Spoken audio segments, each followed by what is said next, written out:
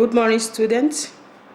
Thank you for coming today for this assignment-based content class. The person speaking now is Miss Iol. I will be presenting the Educational Foundation 2, and I hope you will listen. Okay, some of you may be asking if it is necessary for us to attend this section. I think it's very, very necessary because there are some things we do as we do not see you face to face most of the time, which will be very beneficial to you. For example, the question may be, why assignment-based contact class? The assignment-based contact class, students, is designed to help you to develop an understanding on the purpose of an assignment. So it helps us to understand why we should do an assignment. And doing an assignment is an integral part of the model. The assignment is meant to prepare you for your examination. It is meant to expose you to what the module is about. And so doing an assignment is an integral part of this course, and that is why we have this particular section. Not only that, class, we also have different ways of asking questions. In other words, we use different verbs. It is important you understand how these verbs are used in questions and what you are supposed to do. For example, a verb like discuss is not the same as list.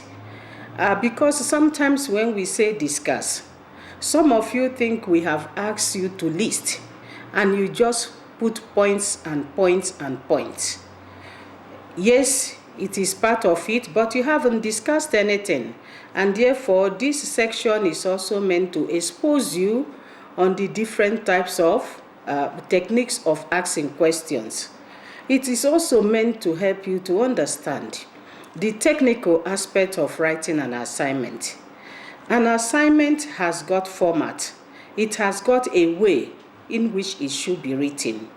But like some of you start your assignment just from question 1 without considering the other aspect of writing assignment.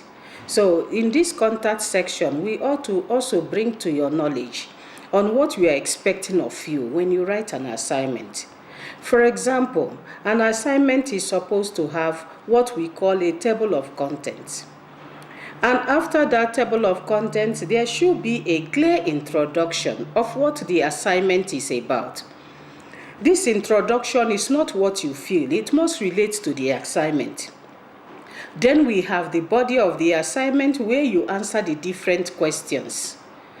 And then after that, you write a little summary where you perhaps tell us a little bit of what you have learned by doing the assignment. And then we have the list of references. Now, this list of references, they are very, very important, class. Because if you have used the ideas of people, it is important you acknowledge them. Because sometimes we get ourselves into trouble by using people's ideas without acknowledging them. So those list of references, that is where you are supposed to put the sources you have consulted, so that we will know the sources you have consulted. And sometimes too, when you are writing and you have taken a particular quotation from somewhere, there is also what we call in-text citation. In-text citation is that citation you do inside the assignment. It is also important that you know that we can cite inside. When you have taken a particular quotation from somewhere, after you have quoted the person, then you can put the source there. So we need to also bring this to your attention, because many people, now we have the internet, they go copy from the internet, they go copy from sources, and they just paste. It is not allowed just for you to take other people's ideas without acknowledging them. Another thing, class, is for you, the assignment is also meant to help you to explore the different assignment questions so that you know how these questions are being asked. Having said that, I'm moving forward. Now, the next is, what is the aim of the assignment? The purpose of the assignment, like you can see on your screen is to assess students' understanding and application of the model content. So we are basically assessing you on the model content and not necessarily the capacity to reproduce materials presented in the study guide. Yeah, like the study guide is just a guide. So we want you to demonstrate an understanding of the model content. What is the content telling you? What have you understood from the content?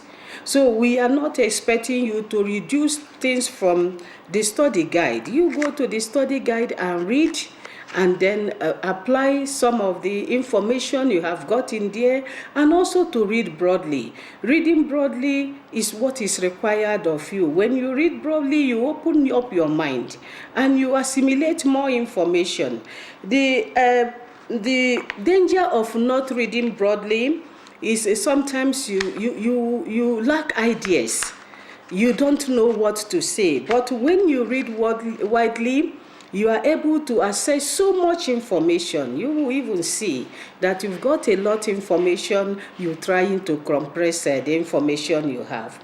It is also to enhance the students' ability to integrate existing tests and to add their own interpretation or critique when necessary. So we also want to enhance your ability to integrate tests, to add your own interpretation, and where necessary to criticize. You are free to do that. That is why we are in a higher institution. Sometimes we need to add our own interpretation of this, and where we don't agree, to also criticize. But it should be done objectively, not in a very rude manner.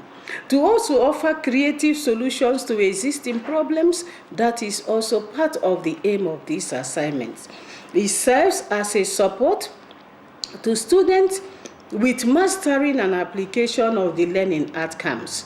So it is important, class, that this assignment, we take it seriously, we do it as the way it is expected to be done. Now, the model assessment, how is it? We know we have continuous assessment per semester, like you have seen, which consists of an assignment of 120 marks for a model of 10 credits. A 50% semester continuous assessment mark is required for admission to the examination. So you don't write below 50%. If you write below 50%, you are deliberately putting yourself out of the examination. So aim very high. Give yourself a target. Tell yourself, I'm going to make 80% and work towards 80. Never put it at 40 or 45. That will not be enough. Now, the duration of the exam for that 10 credit is 1.5 hours written examination for the 120 marks. Having said that, class, a final pass mark of 50% is required, and that is calculated by the 60% of the examination mark and the 40% of the semester continuous mark. A sub-minimum of 50% must be attained in the examination. And I know that this is a standard examination. The setting and the marking of the examination papers are usually moderated, so it is quality. Now, having said that, class, let us come close to what are we supposed to know in this model. In other words, what is our specific exit learning outcomes? What are we supposed to know? What are we supposed to exit with when we are done with studying this model? You can see upon the completion of this model, student, you should be able to, 1, discuss the futures and value of sociology and philosophy of education for teachers. That is 1. Number 2, we should be able to discuss the futures and evaluate the impact of the different philosophical schools of thought on schooling. The third point, we should be able to discuss contemporary physiological issues regarding school curriculum, design, and implementation. Number 4, we should be able to evaluate the impact of contemporary social issues on the quality of Namibian national education. And lastly, class, we should be able to analyze education laws issues in Namibia. Having said that, class, we have different verbs which we need to take into consideration. Like I have pointed out when I started, that the essence of the verbs is to let you know how the question should be answered. If you don't have proper understanding of the verbs, you lose mark unnecessarily, because there are certain things we are looking out for, which when we don't find it in your assignment, we give you less marks. So we have verbs like discuss. When you are asked to discuss, class, give clear descriptions, argue about futures, pointing out the pros, the cons, and then arrive at a conclusion. So you need to give a detailed description, you need to argue about certain things, the advantages, disadvantages, and then arrive at a conclusion. When we say describe we use every day in our conversation. For example, describe your class, describe a table, describe this. What is essentially means, class, is give the features or characteristics of the phenomenon. So give the features, the characteristics of the phenomenon. That's just what we are asking about. When we say analyze is examining information. You look at the information is there. So what you do is to look into the information in more details to discover the main ideas, the patterns, and show their importance. So you have an information, you need to look into it in more details to discover the main ideas that are contained in this information, the patterns, and you have to show their importance. When you hear the verb evaluate or assess, give value judgment. Give a value judgment to something. State the value or worthiness of a phenomenon. So these are what we'll be expecting of you when we use these verbs in asking questions. And then we also have explain. Explain is to make understandable the nature or meaning of something and indicate the relationship between things. Make understandable the nature and meaning of something, indicate the relationship between things, making clear the why. The why now is the reason, and the how, examples of the futures, or make and defend judgment based on internal evidence or external criteria. Then we have compare and contrast. Compare and contrast, like you have always known, when we say compare something, that we compare two things. So it means indicate the similarities and differences about a phenomenon. And then we have outline. Give an overview of and indicate the features of the phenomena systematically and logically. In other words, when you are outlining something, it has to be done systematically. It is not a random something. For example, you are describing the future of something. This has to be done systematically. So that verb outline, that's what it means. Now, the technical aspect which I have hinted you about when I started. So what am I expecting in terms of the technical aspects of the assignment? There are certain things that you have to bear in mind when you write an assignment. First of all, you must produce a table of contents. A table of content is where you state what is in the content and what page those information, the pages the information could be accessed. Then there will be an introduction, and like I pointed out earlier, the introduction of the assignment has to do with what the assignment is talking about. You cannot be talking about an assignment on something and then you are giving an introduction not relevant just for the sake of giving an introduction.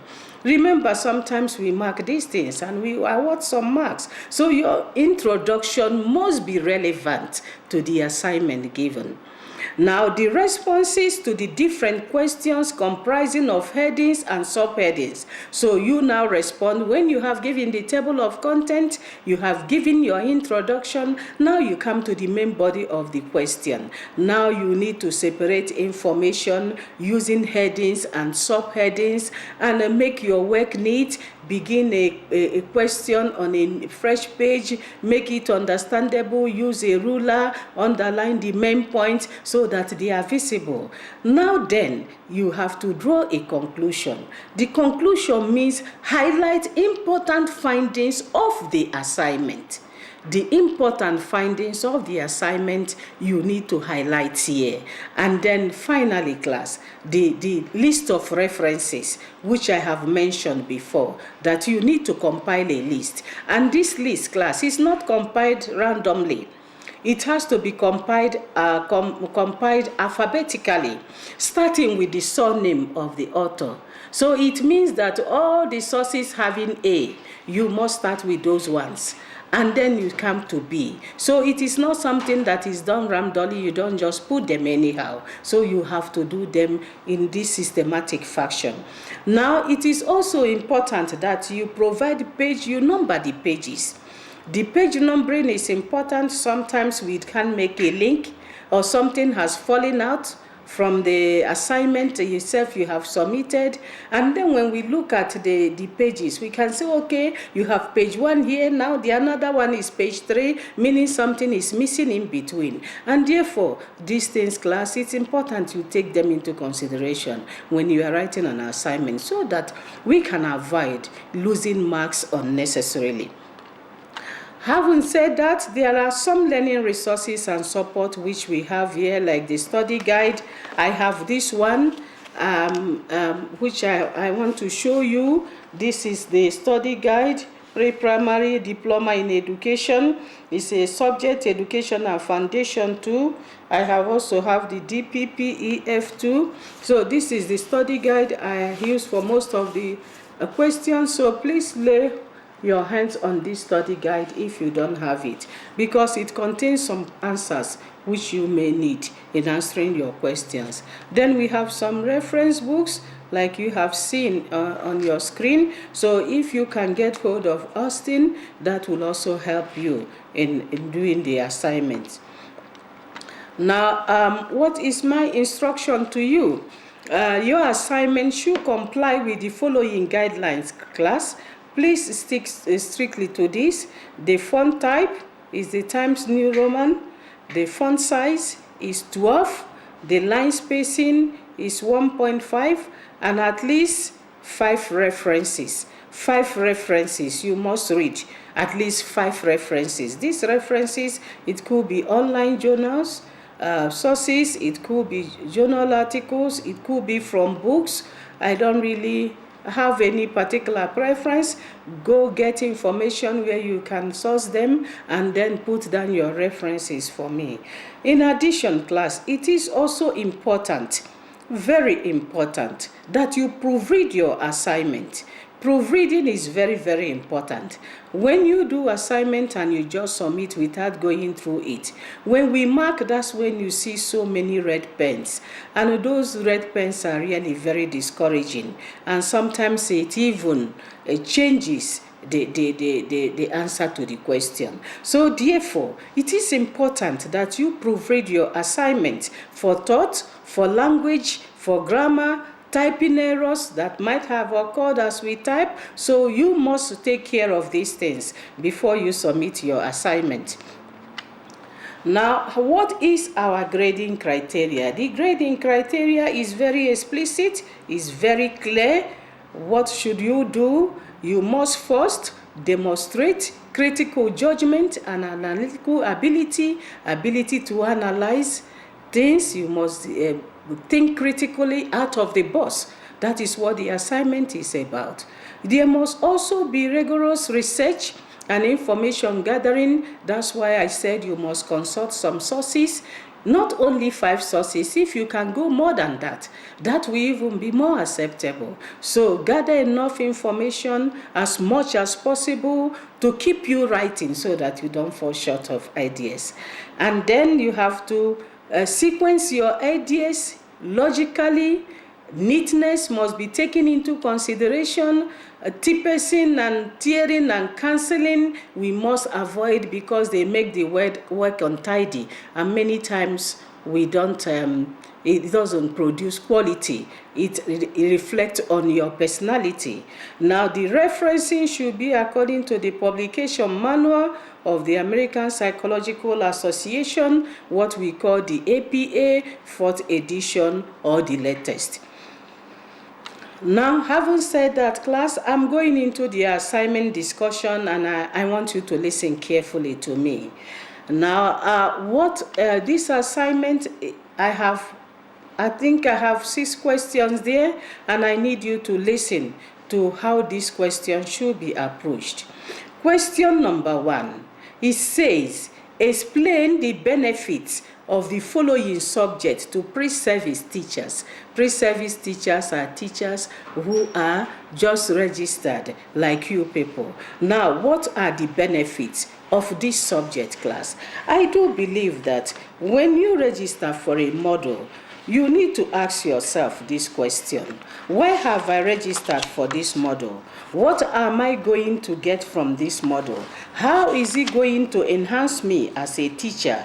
Are there some skills I need to acquire? So you need to think about these things, class. So many times, even in the assignment and in the exam papers, when you ask students to explain the benefit of sociology of education and philosophy of education, which are the 2 subjects that make up our educational foundation too. This foundation too is made up of these 2 subjects: sociology of education, philosophy of education. So when we ask the question, we find students don't even know. But these things, class, they are well explained in this study guide in a very simple language.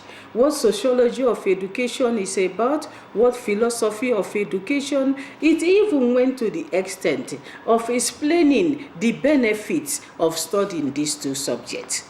And therefore, it's a question of reading. If you are not reading, then you are calling me every time to explain these things. But you need to read. When you read, you understand more. You get more points. So please do read. And remember, each of these questions, as you can see, is 15 marks. That means I'm not looking for only definition. I am also looking towards your explaining a little bit of how you are going to benefit from the subject. So I need you to read these 2 subjects critically and then tell me what how you are going to benefit. So I have put down what I want you to do in order to be able to answer this question as expected. I have said study what sociology of education and philosophy of education are about for you to be able to know how you are going to benefit. You have got to have an idea of what these 2 subjects are about. So it is important you go to the study guide, read what sociology of education, what philosophy of education these 2 subjects are about. Go to other sources. If you don't understand this one, find out what they are about. Study the importance of both subjects. When you have done that, then put your ideas together that you have gained from looking at these 2 points I have mentioned, and then explain the benefit of each of these subjects to a pre-service teacher. The total mark for that particular number is 30. So you cannot afford not to do it well. Otherwise, you'll be missing a lot of marks. Now, concerning question 2, class, I have 2.1, which says discuss John Dewey's concept of pragmatism, and that is 15 marks.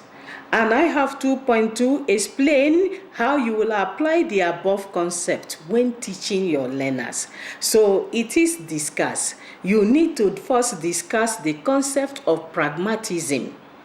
When you discuss it, then you have to now look critically into it to see how you can apply it when you are teaching your learners. We know pragmatism is the theory of action.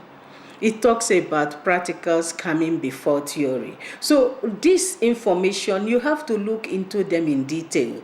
So we need to practicalize whatever we do for the learners. We need to let them see the practical aspect to make it a reality to them. So you need to explain, and there are so many things contained here. He also talked about play being important. So you also need to look into the issue of play, which he discussed in his theory, and see how we can apply it in our school system. So it's all about looking at the concept of pragmatism, and then class, seeing how you can apply this concept when you are teaching your learners. And the total mark there is 30 marks. Please take note. So having said that, I want to just break it down here for you, what I have said now, because you may want to read it. When you listen to me, you may want to go back and look at what I have said.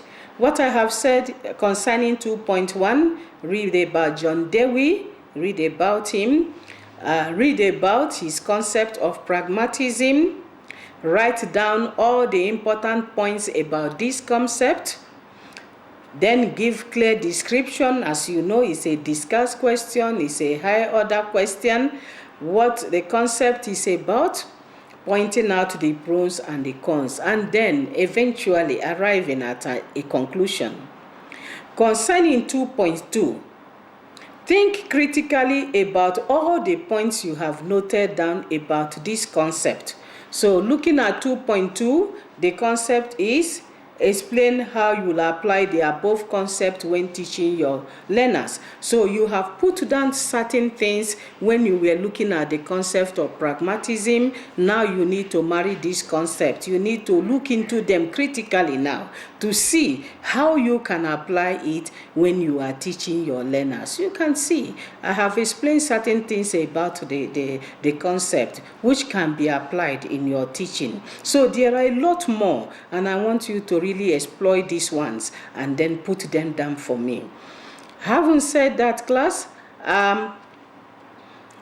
we also have I also have said there concerning how you approach that question of 2.2 to think about the Namibian education system.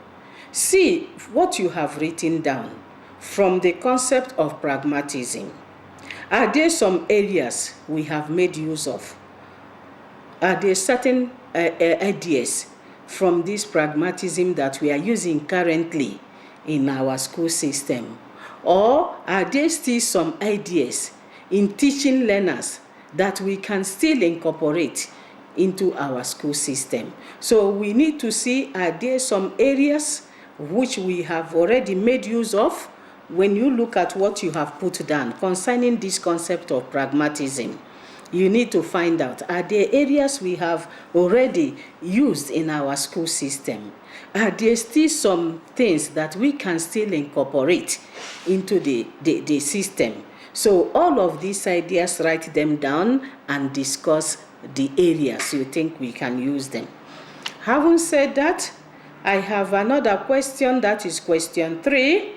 3.1, it says in your own words. That means you don't need to memorize anything from the study guide.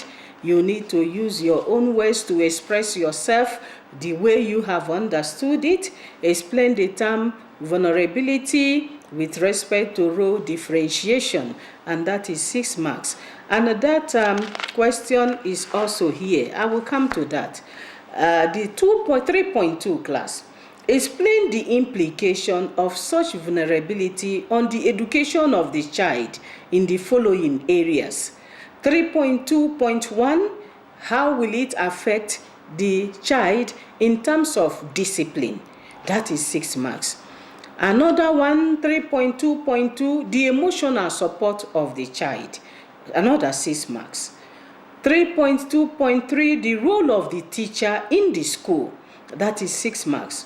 And then we have 3.2.4, the training of teachers. So class, what you can see here is that all of these questions are linked to question 3.1. That is understanding the term vulnerability. It is only when you understand this term, vulnerability, with respect to role differentiation, you will understand how it's going to affect the child in terms of his or her discipline, how it's going to affect the child emotional support. What role should teachers play when we are dealing with these vulnerable kids? And then how will it affect future training of teachers and the current training of teachers? Because we have these kids who are vulnerable amongst us and they need some special support. What kind of training does a teacher need to be effective in doing this? So what I have said you can do here to assist you, you need to understand the term vulnerability, and that is in the study guide class, and how it affects or impacts on the roles of parents in the family. So understand first the term vulnerability and its impact on the roles parents play in the family. This concept, in case you are confused, is well explained in our study guide under the topic Sociology of Education, a Perspective on Family, in Unit 4. Sometimes you tell me your unit, the unit in the study guide does not correspond with what you have. It is for that reason I have put what the topic is about. So you look out for this topic. Forget about the numbering. Look at where it has been discussed. Sociology of Education, a Perspective on Family. If you read through that particular topic, this question will be very clear to you. You will not need to phone me. You will understand it yourself and you will know what to do. So I have said at the end here that a proper understanding of the term vulnerability with respect to role differentiation will help you to answer all the other questions, just like I have explained. So you need to understand that, and then that will help you to be able to answer the other questions that come after it.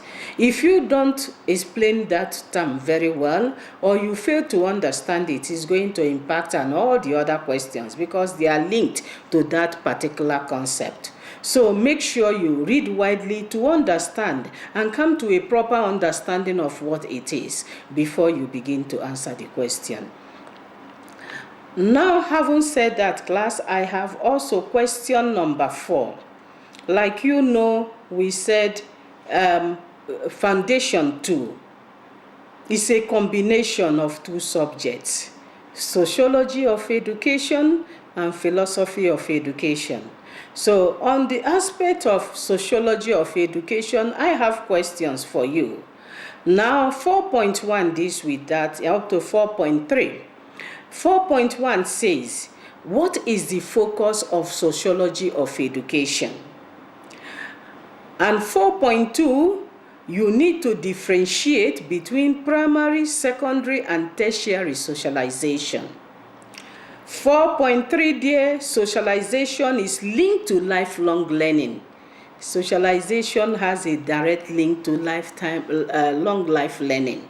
Explain this relationship. So these are the questions I have got under Sociology of Education. You can see the first one is what the focus of Sociology of Education is 5 marks. Differentiating between primary, secondary, and tertiary socialization, you have 15 marks. 4.3, socialization being to link to lifelong learning, you have 10 marks. So now, what are you expected to do here, class? I have also said what to do. From the knowledge you have about Sociology of Education, remember the first question, question number 1. We dealt with Sociology of Education. So it is assumed that you have read it and you have read extensively on that. So briefly explain what you think is the main focus of this subject. So from your understanding of what you have read, what is the main focus of this subject, Sociology of Education? What is it focusing on? Is it on environment? Is it the child? In relation to education, what is the focus? Now, when you have determined the focus, write it down or write them down. Is that okay? Now we have 5.2. It says study for the question 5.2. Let me 4.2 please. This is 4.2. I think there's an error here. 4.2. Differentiate between primary, secondary and tertiary socialization. Please note that. Can you correct in your own work there what under what to do? It is 4. Let's go there. It is 4.1, 4.2, 4.3. Please do make the corrections in what you have there. So under 4.1, from the knowledge you have about sociology of education, briefly explain what you think is the main focus of this subject. Write it down. Under 4.2, study primary, secondary, and tertiary socialization, noting down the following. Study the primary, secondary, and tertiary socialization, noting down the following. What each of these terms mean. What does primary socialization mean?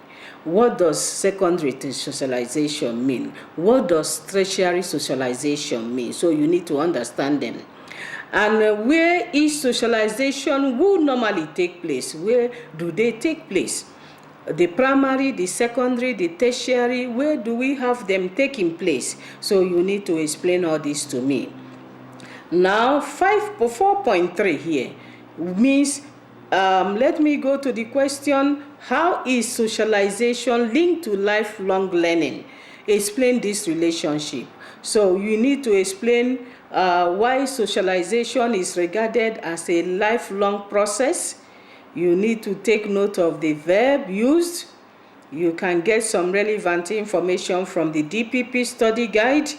You can read Unit 2. And if it doesn't appear like that, Unit 2 does not appear like that in your what you are having. The topic there is the subject, sociology of education. The subject, sociology of education. Now, question number 5, class. In your own words, explain the term educational loss. That is 3 points. What are the functions of the above laws? 7 points. I also have the third question there, and also 5.31, who says the Namibian law states that corporal punishment is illegal, and actually it was abolished in 1990. Now the question is, discuss any 5 things that the following people need to do to ensure that learners cooperate in learning and to prevent the use of corporal punishment. So corporal punishment has been outlawed. We can't use it anymore. But there are certain things we need to do in order to maintain discipline and ensure that teaching and learning is taking place. So I need you to tell me what you think parents can do to ensure that we get learners to learn without really using corporal punishment on them. And 5.3.2, what teachers need to do so that we don't use corporal punishment. Don't ask me where this is in the study guide. It is part of our course outline, things we need to understand. It is not in our course outline, which means that we will need to go out, find out from parents what they feel we can do, read books, go to check the internet, see if we have some ideas on that, and then put them together.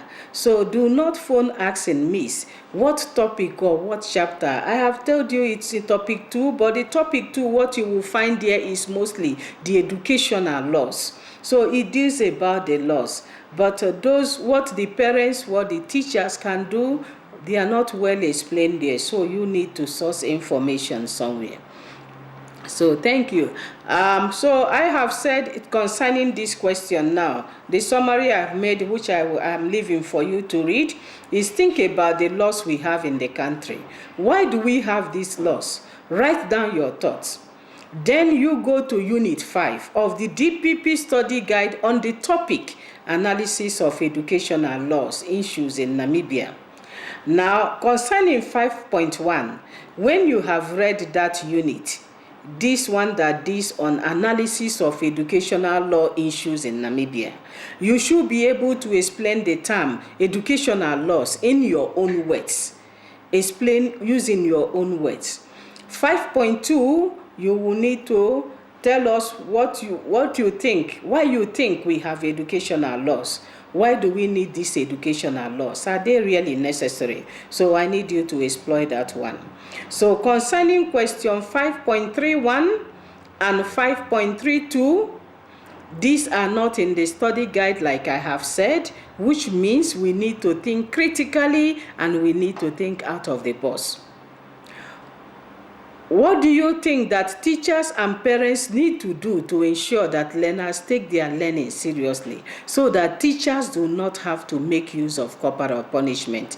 Give me your ideas, read books, bring the ideas you have read. You can interview teachers, you can interview parents, they're all around us, and come up with these ideas.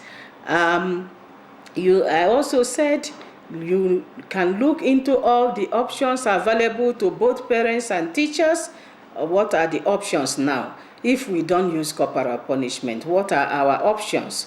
You can also interview parents, teachers, and even learners to get their views. They can also tell you this is what we enjoy doing. This while when you give us this, then you really have gotten to us. You get us doing something. So you can get their views. And when you've gotten all these viewpoints, class, discuss the different viewpoints. Thank you for listening to me this morning, and I wish you all the best. I'm looking forward to reading this assignment. But no, you can always contact me. Call me on my mobile phone, because sometimes you send an email. I've got a lot of email coming, and sometimes it delays me a little bit. But when you call me, sometimes it's something we need to discuss very urgently, and then we can just get through with it.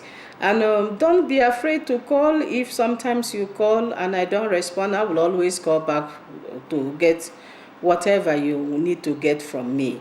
And please feel free anytime. But please do not call me. Can I just make this clear? Don't call me between 8 and 5 o'clock. But after 5 o'clock, please, I will have time to answer your questions. You can call me up to 8 o'clock. I will be available to answer your questions. But between the hours of 5 and 8 and 5, please do not call that time. It will be very impossible for me to answer you. So thank you for coming. I'm looking forward to this assignment. I'm excited about it, and I hope you will do what I have said you should do. Thank you and best of luck. Thank you.